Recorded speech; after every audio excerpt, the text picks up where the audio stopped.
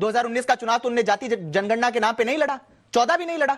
50 चुनाव उनके नेतृत्व में कांग्रेस पार्टी हार गई, कभी उन्होंने जाति की बात नहीं करी। पर ये जो हथियार है ये 2023 में उनके हाथ में आया और एक डिवाइड एंड रूल करने आए थे ईस्ट इंडिया पॉलिसी वाले। 2000 किलोमीटर दूर से ये इटली मम्मी सन पॉलिसी जो आई है, ये जो कंपनी आई है, इन्होंने इस देश को कहीं ना कहीं विभाजन करने की बात कही। और मैं ये जो प्रतिशोध लेना चाहते हैं, बार बार राहुल गांधी जी की जात पूछते हैं, राहुल गांधी जी की जात। राहुल जी से पहला आपने कहा 80% रिजर्वेशन करेंगे और आप एकदम इस पर आश्वस्त हैं कि कोर्ट अलाउ कर देगा। जब देश के प्रधानमंत्री के लिए यह कहा गया कि बोटी बोटी काट दूंगा, वो बहुत अच्छा था। और क्या किया उसके साथ? सांसद बना दिया इमरान मसूद को, नेशनल सेक्रेटरी बना दिया, पदोन्नति। व्यू है एक्चुअल में एनडीए का और आदरणीय नरेंद्र मोदी जी का व्यू ही इनको नहीं पता है। ये गोल गोल घूमते हैं, इसीलिए इनको एनडीए का सारा व्यू जो है वो चक्रव्यूह नजर आता है। और ये लोग तो बालक बुद्धि कहते हैं, तो मैं इनको यही कह सकता हूं कि राहुल गांधी जी नॉटी हैं। जय श्री राम दोस्तों, राहुल गांधी की जाति आज भी देश का बड़ा मुद्दा बना हुआ है। राहुल गांधी की जाति पूछना कांग्रेसियों को अच्छा नहीं लगा, चाहे वो आरक्षण के नाम पर हिंदुओं को बांट कर ही क्यों ना राजनीति करते हो। इसी पे देखिए जोरदार बहस। इस डिबेट में बीजेपी के प्रवक्ता ने बताया कि राहुल गांधी आखिर आरक्षण का मुद्दा क्यों उठा रहे हैं।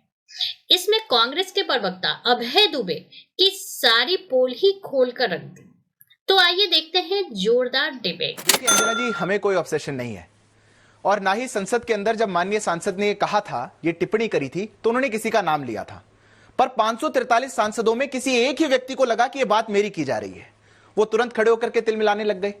अब कहीं ना कहीं तो चोर की दाढ़ी में कोई तिनका होगा, तभी तो ऐसा हो पाया। और इसीलिए जब यह सोचा जाए कि ये पूरा कास्ट सेंसस, जातिगत जनगणना, ये सारी जातियां, ये ख्याल राहुल बाबा के मन में कब आया होगा? 2023 से पहले तो हम उनके मुंह से नहीं सुनते थे। 2019 का चुनाव तो उन्होंने जाति जनगणना के नाम पे नहीं लड़ा, 14 भी नहीं लड़ा। 50 चुनाव उनके नेतृत्व में कांग्रेस पार्टी हार गई, कभी उन्होंने जाति की बात नहीं करी। पर ये जो हथियार है ये 2023 में उनके हाथ में आया। और कोई भी बात अगर किसी नेता के द्वारा बोली जाती है तो उसके कुछ तो आधार हो सकते हैं। या तो कोई हिस्ट्री होगी कि उनकी पार्टी की, उनके पहले उठाने की, पार्टी की कोई पॉलिसी होगी, या परिवार की कोई बात होगी। अब परिवार में तो पढ़नाना पत्र लिखा करते थे सभी मुख्यमंत्रियों को कि अगर इस देश में दलितों का आरक्षण दे दिया गया तो ये क्वालिटी घट जाएगी देश की। उनकी दादी कहा करती थी ना जात पे ना पात पे मोहर लगेगी हाथ पे। उनके पिताजी कहा करते थे कि ये पिछड़े वर्ग वाले बुद्धू हैं। जब परिवार की ऐसी हिस्ट्री है तो ख्याल उनके मन में नहीं आ सकता। अब पार्टी की नीति भी ऐसी नहीं रही। पार्टी की नीति तो एमयू से, जामिया से आरक्षण छीनने वाली रही। पार्टी की नीति तो कर्नाटक में, तेलंगाना में आरक्षण छीनने वाली रही।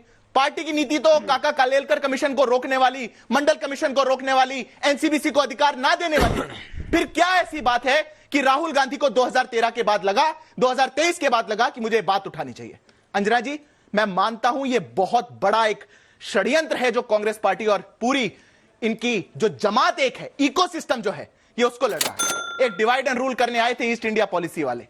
2000 किलोमीटर दूर से ये इटली मम्मी सन पॉलिसी जो आई है, ये जो कंपनी आई है, इन्होंने इस देश को कहीं ना कहीं विभाजन करने की बात करी। और मैं 10 सेकंड लूंगा क्यों ऐसा ख्याल आया। क्या ओबीसी का, पिछड़े का, एससी एसटी का ख्याल तभी आया जब इस देश में एक ओबीसी वर्ग का प्रधानमंत्री आया। वर्षों से भारतीय जनता पार्टी और संघ के नैरेटिव चलाते थे कि ये पिछड़ा विरोधी है, और फिर देख के सकपका गए कि सबसे लंबा प्रधानमंत्री देने का काम पिछड़े वर्ग का अगर कोई कर पा रहा है तो भारतीय जनता पार्टी कर पा रही है। इसलिए ये कांप गए।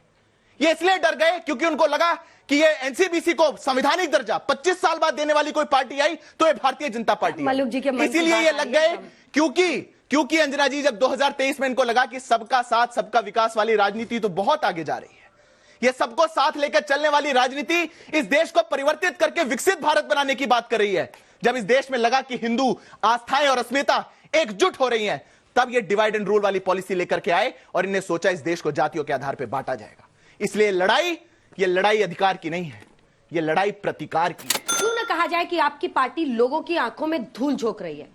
काका काकेलकर की रिपोर्ट पर सोने वाली पार्टी, ठंडे बस्ते में डालने वाली पार्टी, मंडल कमीशन पर 9 साल तक कुछ नहीं करने वाली पार्टी आज अचानक कास्ट सेंसस पर इतनी अड़ गई है। राहुल गांधी फोटो दिखाते हैं, हलवा सेरेमनी में देखिए कोई दलित अधिकारी नहीं है। 3 राज्यों में आपकी सरकार है, उनमें से 2 राज्यों में एक आपने रेवंत रेड्डी को बनाया है सीएम, एक आपने सुखविंदर सिंह सुक्खू को सीएम बनाया है। चीफ सेक्रेटरी तीनों राज्यों के देख लीजिए, वो भी तो अधिकारी हैं। एक दलित अधिकारी आप लगा देते। आप धूल झोंक रहे हैं, जाति पर बांट रहे हैं ताकि आपको वोट मिले। अंजना जी, जब तक हम तमाशबीन बनकर इनको तालियां देंगे, ये सड़क पर गोलियां देंगे, सदन में गालियां देंगे, ये बदलकर भेष रखते हैं, अब अनुराग भी राग और द्वेष रखते हैं। कितनी शर्मनाक बात है। ये सवाल जात पूछने का नहीं था, ये सवाल आजाद भारत के इतिहास में किसी जीते हुए प्रतिनिधि के बेहुदा और बेशर्मी वाले तरीके से गाली देने का था। उन्होंने जात नहीं पूछी, उन्होंने कहा कि इनकी जात का अता पता नहीं। अर्थात राहुल गांधी की जो शहादत की विरासत है उसको गाली दी, उनके मां बाप को गाली दी। ये गाली देने का प्रश्न था, ये जात पूछने का प्रश्न नहीं था। आप उनके नाना पर प्रश्न चिन्ह खड़ा करते हैं। जानते हैं आजाद भारत के इतिहास में 1951 में पहला संविधान संशोधन कौन सा हुआ? पहला संविधान संशोधन हुआ आरक्षण को लेकर, जब तमिलनाडु की अदालत में चंपक दुरई राजन नाम का एक मुकदमा लगा, क्योंकि हमारे आर्टिकल 46 में ये अधिकार राज्यों को दिए गए थे कि वो आर्थिक और सामाजिक अन्याय के खिलाफ आरक्षण को आकार देंगे। जब आरक्षण को आकार दिया गया तो ये अदालत में पहुंच गए लोग। उन्होंने कहा आर्टिकल 15 जो जाति के आधार पर, धर्म के आधार पर विभेद की अनुमति नहीं देता, तो ये फंडामेंटल राइट के अगेंस्ट है। लेकिन पंडित नेहरू ने आर्टिकल 15(4) एक संविधान का संशोधन कर दिया और कहा कि नहीं, समाज के अंतिम पंक्ति के लोगों को आरक्षण देना अनिवार्य है। कोई देश अपने समाज के पिछड़े लोगों को पीछे छोड़कर आगे नहीं बढ़ सकता। बच्चों, अगर उनको आगे हमको लेकर आना है तो हमारे पास अंजना जी 2-3-4 होनी चाहिए कि कैसे उसको आर्थिक, सामाजिक और शैक्षणिक विषय पर आगे बढ़ा सकते हैं। गंभीरता से आरक्षण कितना कर देंगे? 80%, मतलब 80% आरक्षण। संख्या आ जाने दीजिए। मैं वही तो कह रहा हूँ, ये जो प्रतिशोध लेना चाहते हैं, बार बार राहुल गांधी जी की जात पूछते हैं। राहुल गांधी जी की जात, राहुल जी से आगे 80%, पहला आपने कहा 80% रिजर्वेशन करेंगे और आप एकदम इस पर आश्वस्त हैं कि कोर्ट अलाउ कर देगा इसको। संसद में गाली नहीं दी जा सकती, किसी को आप मां बाप की गाली नहीं दे सकते। अगर आम भाषा में किसी को कहा जाता है कि जिसके बाप का पता नहीं उसकी जात का पता नहीं, यह बात अनुराग ठाकुर जानते हैं। गाली की परंपरा है। क्या परंपरा है? मंच पे खड़े होकर आप मंत्री हैं, आप कहेंगे गोली मारो सालों को, ये मंत्री बोलते हैं इनके, और मोदी जी ताली बजाते हैं, पूरी भारतीय जनता पार्टी ताली बजाती है।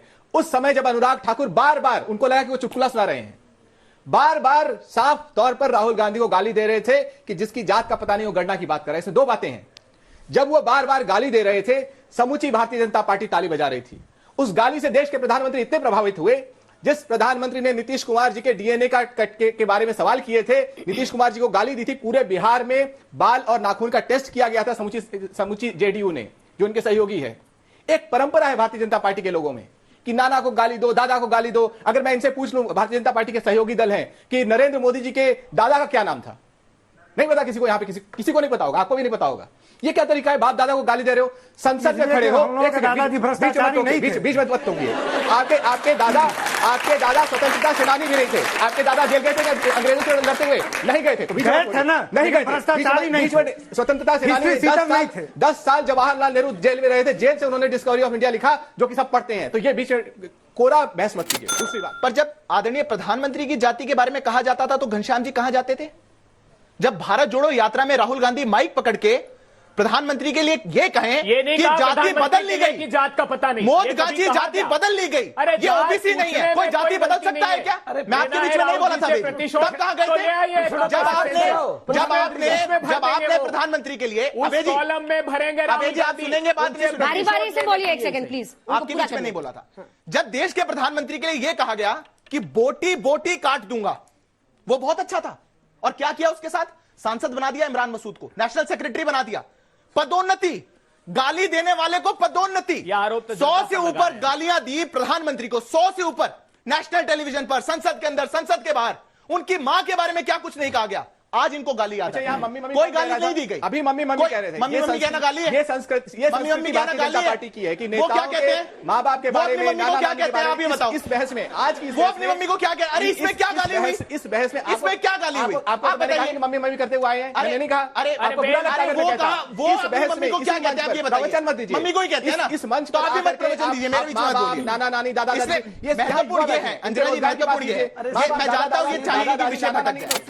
ये जो सेंस ऑफ एंटाइटलमेंट है कांग्रेस पार्टी का, कि हम जाएंगे सबसे जाति पूछ सकते हैं, हम जाके किसी से कुछ भी पूछ सकते हैं, हम सबसे बड़े हैं। पर कोई अगर हमारे बारे में टिप्पणी कर देगा तो इस देश में पूरा भूचाल आ जाएगा, एक भूकंप आ जाएगा, वोल्केनो निकल जाएगा बाहर। इस एंटाइटलमेंट से बाहर निकलिए। इनके फोर फादर्स भी ऐसे ही रहे, तीनों अब फिर प्रधानमंत्री फोर फादर्स तक रहे, जा रहे हैं आप, क्या जरूरत है? अब देखिए जरूरत क्या है? अंजना जी अरे जो बताना तो आपके पड़ेगा ना। समकालीन है उस पर बोलिए ना भाई। नहीं अंजना जी एक सेकंड लूंगा, बताना तो पड़ेगा ना कि इंदिरा जी ने, नेहरू जी ने, अरे राजीव इंदिरा जी ने शहादत खुद को दी रहते देश हुए के लिए। भारत रत्न दिया। राजीव गांधी बाबा जी साहब ने अम्बेडकर शहादत को दी क्यों नहीं देश दिया? के लिए। पंडित बाबा साहब नेहरू अम्बेडकर 9 साल 1990 में भारत रत्न जेल लेंगे, में रहे। ये 56 में ले लेंगे, ये 60 में ले लेंगे, ये 70 में ले लेंगे, क्यों ले लेंगे?